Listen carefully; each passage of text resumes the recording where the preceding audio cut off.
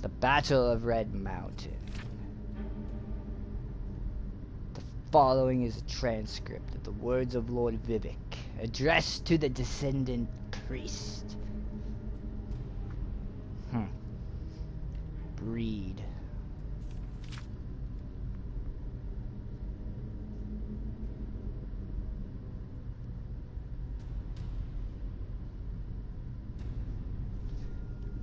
Chimers, which are now frickin' morrowind elves.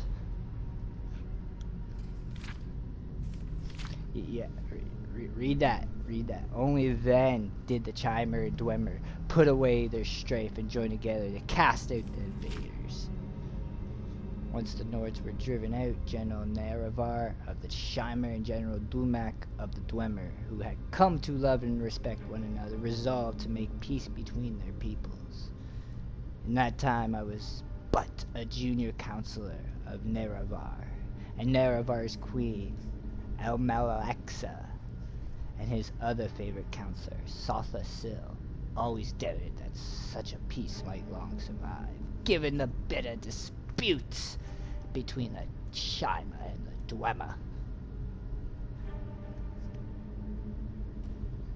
They managed to preserve a fragile peace.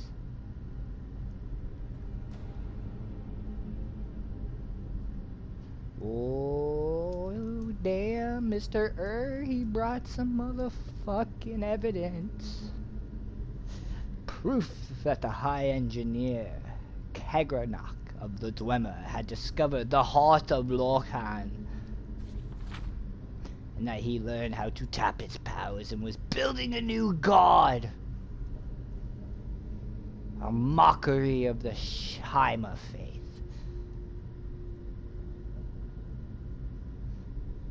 We urged to make war on the dwarves and to destroy this threat.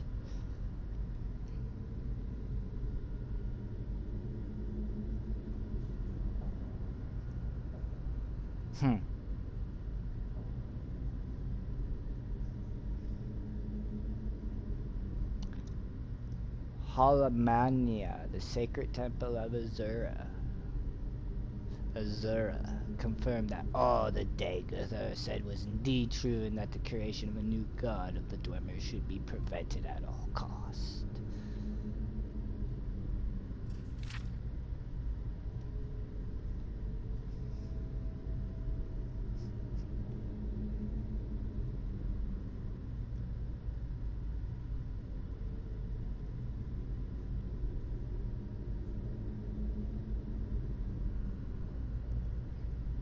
Chimer and Dwemer went to war.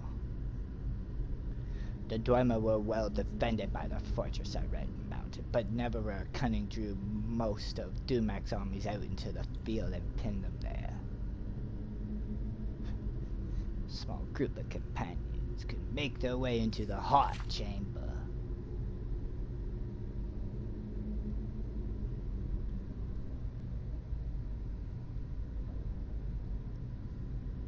Met the Dwarf King.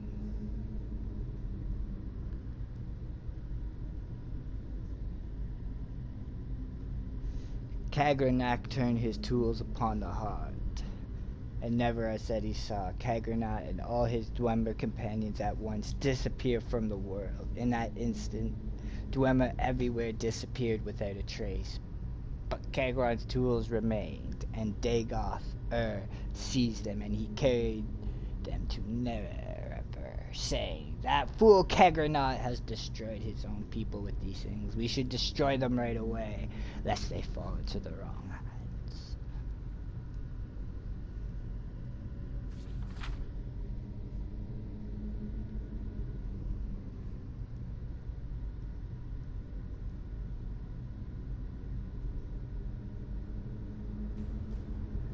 So what are these tools? They don't even tell you what these tools are.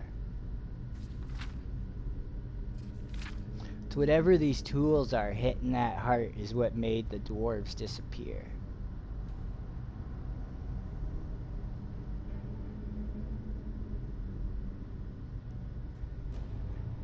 Nerevar told Dagoth to protect the tools in the heart chamber until you return.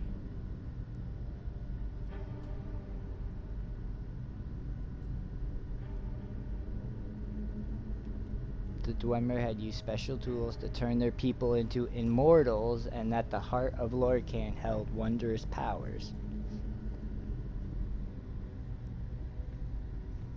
Only later did we hear from others present that Dagoth had thought the Dwemer destroyed, not made immortal, and no one knows for sure what really happened there. Meaning, they don't know if they're dead or immortal. After hearing, we gave our counsel as he requested, proposing we should preserve these tools and trust for the welfare of the Chimer people.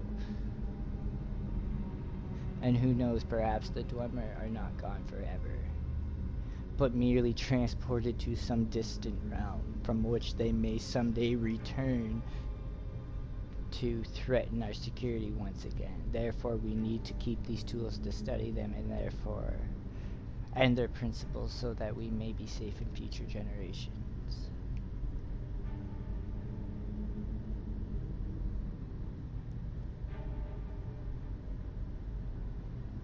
Under one condition, that we all together should swear a solemn oath upon Azura that the tools would never be used in the profane manner that the Dwemer had intended. We all readily agreed and swore solemn oaths to Nerevar's dictation. Of course, he refused to deliver the tools. They were dangerous, we could not touch them.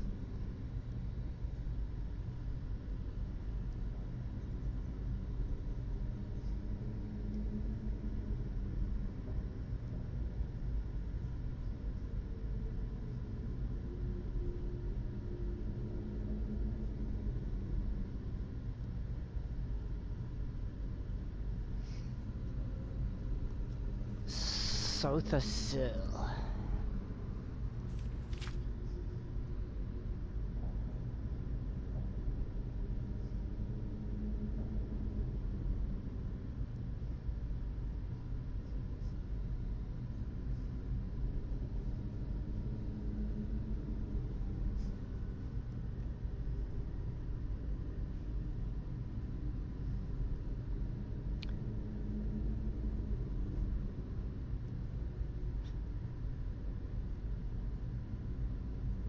Oh, you bastards. And dedicating ourselves to the vision of a better, we made a pilgrimage to Red Mountain and transform ourselves with the power of Kagranot's tools. And no sooner than we had completed our rituals and begun to discover our newfound powers, the Daedra Lord Zu appeared and cursed us for our forsworn oaths. By her powers of prophecy, she assured us that her champion, Nerevar, true to his oath, would return to punish us for our perfidy, and to make sure such profane knowledge might never again be used to mock and defy the will of the gods. But Sothasil said to her that the old gods are cruel and arbitrary, and distant from the hopes and fears of Mer. Your age is past, we are the new gods, born of flesh and wise and caring of the needs of our people. Spare us your threats and chiding. In constant spirit we are bold and fresh and will not fear you. And then, and at that moment, all Chimer were changed into Dahmer, and our skins turned ashen and our eyes into fire. Of course, we only knew at that time that this had happened to us, but Azura said, "This is not my act, but your act. You have chosen your fate, and the fate of your people, and all of us shall share your fate."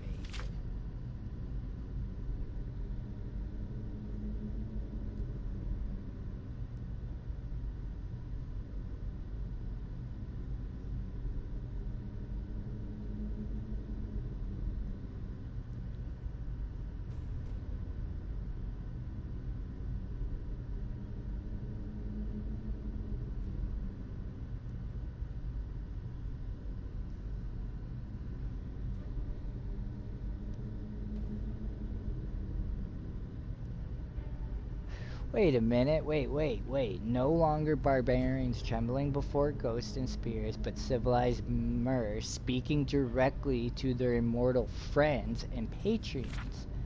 Wait, so that means they can talk to the dwarves? The three faces of the tribunal, and when we're all inspired, and we were all inspired by soft, still speech and vision, and took heart.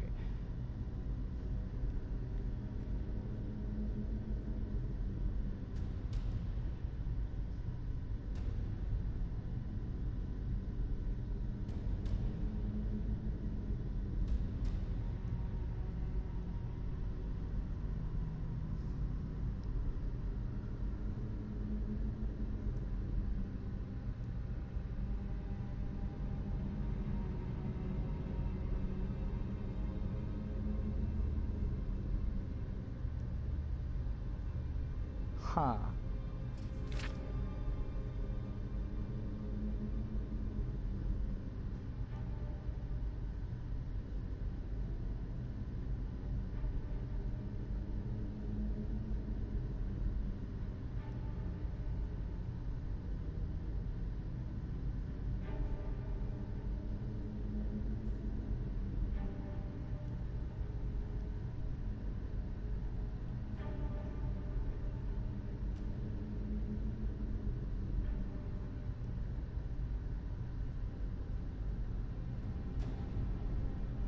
The hieroglyph from the apocryphal name.